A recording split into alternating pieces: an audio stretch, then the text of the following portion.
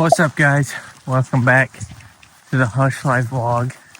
This week we are in the state of Alaska. Eric and I. Yo, what's good? He found a shed. Go yeah, figure. We're back on shed tour. This ain't no vlog. Yeah, this shed is tour vlog. Shed tour vlog. But we're out here trying to find some caribou. We're out here. Dude, we are out here, guys. Look, turn the camera. Show them that big old view. That's the river, and we're camped off the river.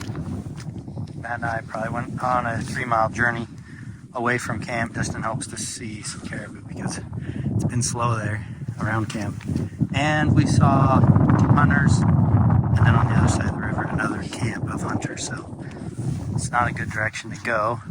We tried to go high to get some elevation of glass, but you can see the fog rolled in on us. So it's just been a slow day, just a few cows and calves for us today.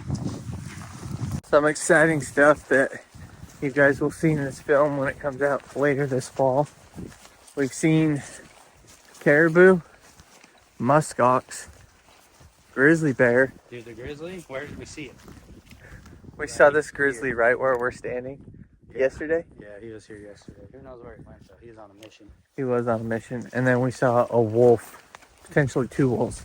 So we've seen some super cool wildlife while we've been up here. Unfortunately, we have not been seeing mature bulls that we thought we'd be seeing.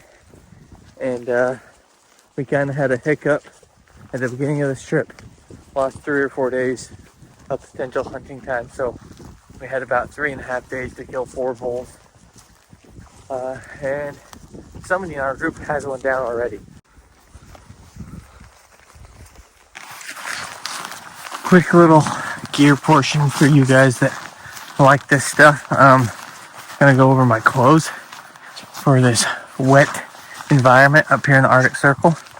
So I've got the Omen Storm Shelter pants by First Light with the First Light Brambler Gator, and then a mid-height Hanwag full leather boot, non-insulated. I treated it with some Nick Wax waterproofing stuff before we left. And then B-Max sent us with these Velcro straps, which are clutch, so if water comes up through your gator, it won't make it into the top of your boot. Eric's rocking the same stuff. Omen Storm Shelter jacket as well, which is nice because you got these vents to dump some heat. Same pants. And what we're rocking underneath are just the First Light Merino long johns. So you can open that side vent on the side of your rain pants to dump heat. And then you could even unzip your long johns if you really needed to dump some heat. But that's what we're running in today in this wet conditions. The rest of the week we've been running the Corrugate Guide pants or the Corrugate Foundry Guide pants. But that's kind of our outfits for this weather. And he's got these cool gloves. Yeah, these are, I guess they're Atlas. Like fishing gloves. For fishing up in Alaska. I've enjoyed them. I got a little hot hands in there. Nice and comfy. Get a little hot hiking, take off the beanie, dump some heat, and I'm good. So, I'm liking the setup I've got. I thought I'd be more hot, but honestly, my body just doesn't sweat a whole bunch. It all comes off my head, so if I just take the beanie off, I'm good. Look at these views. Can't even see our tent. It must be like right below us. I think it's still that way. Yeah, because that's the island that one caribou was in. Oh, yeah. Dang, we're way up here. Yeah. Where our tent is somewhere that way. But yeah, there's your little gear portion for you gearheads. I'm running the Sony A7 IV with a new lens, 55mm prime. Pretty sweet little lens, but Eric and I were just hiking up here on the top. Look what we stumbled on. A big sinkhole. And you can visibly see the permafrost layer of ice. So they've been telling us that there's an ice layer under the whole tundra. And here you can get an actual visual. Yeah, this is pretty wild. Like, look close, like, that's pure ice. I thought it was deeper, but look how much. It's only like 2 feet, like a foot. Dude, what's, yeah, only like a foot of dirt and Tundra, and then straight to ice. I wonder how far the ice goes down. I know, that's what's wild. We're in like this sinkhole. We heard this creek going, and we were getting some water out of it. But before that, before we hopped down here, Matt's like, dude, is that ice? Like, yep, you're right, that's the permafrost. That's why the ground can hold so much water above, because you would think, you know, why can't the water just absorb down? But there's a layer of ice keeping it from doing so. Pretty cool little spot though, that we shared on the vlog. This is kind of stuff you just don't expect to run into, but it's pretty sweet. Just thinking like, what if you're camping out here and it's warm? You can have all the ice you need for your cooler, for your fish, for your meat. Come up here and get some ice. I don't know if that's legal or not. I haven't really read on the rules, but Harvested the permafrost. Harvested permafrost. That's wild, dude. Single-handedly, probably one of the. Hold on. Watch me walk over there. Watch the whole thing this way. It's like a water jet. Oh my gosh, dude! It's hard to even tell. Is there permafrost under this frost? You may never know. Like I was saying, single-handedly, probably one of the coolest things I've ever seen out in like the wilderness. It's just a sinkhole that's basically a giant refrigerator. Hey guys, welcome back to Utah and maybe my own little section of the Hushlife vlog. I am up here in the Uinta Mountains. This is kind of Matt's old stomping grounds because he grew up in a town called Camas. He still lives there. He lives in Camas. It's right off the mountain here. But this is a very, very popular camping spot for Labor Day weekend, I'm learning. And I'm up here camping with my pup and my girlfriend. And I'm shooting a new bow. If you guys saw the last vlog, I got the RX7 carbon dialed, or not dialed, but built over at Wild Arrow. And now I am trying to dial it in. So I've been shooting at 30 and 40. And this is going to be the first group I'm shooting at 50. I could film through the scope just using the phone. So we're going to get some slow motion shots and see how these arrows fly at 50 yards. So let's give it a shot. This is my first attempt at 50 yards with this bow, by the way. And the pin gappage is all just a guess. Here we go. 3-shot group at 50, which is my yellow pin. Focus on the bubble. Trust the bubble. And pull through the trigger.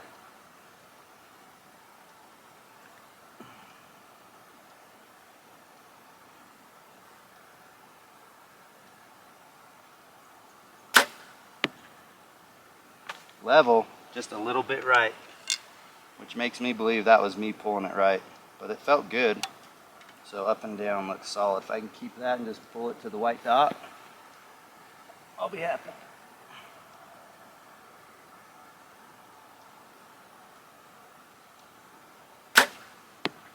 I think that hit paper. To check the phone. One more shot. That broke so good. And it hit paper, I think. Let me look through the scope. Oh yeah, bullseye. Okay, well, I'm not just gonna crank her down and call it good. I'm gonna go check that out, but if I had to guess, honestly 50 seems pretty good. But I'm gonna continue to shoot at 50 and then eventually move back to 60. All right, that went okay for the first group at 50. I'm gonna do it again and I'm gonna put the phone in slow motion. 3-shot group so you guys can see how these arrows fly, and hopefully we can hit the white paper dot.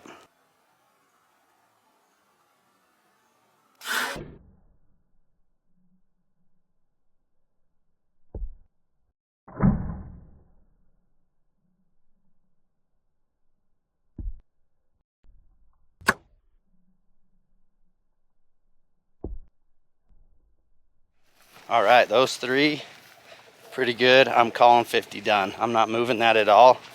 And for those of you who shoot archery, you probably can relate.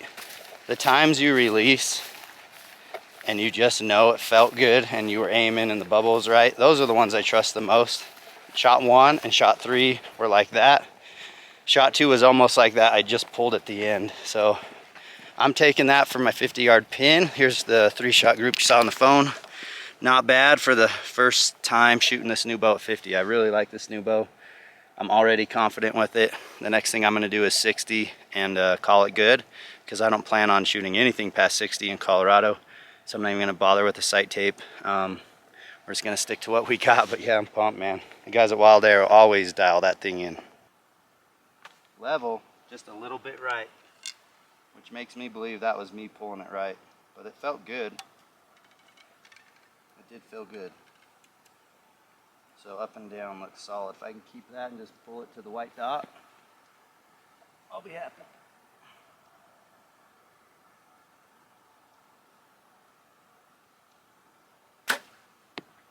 I think that hit paper. To check the phone. One more shot. See how it goes.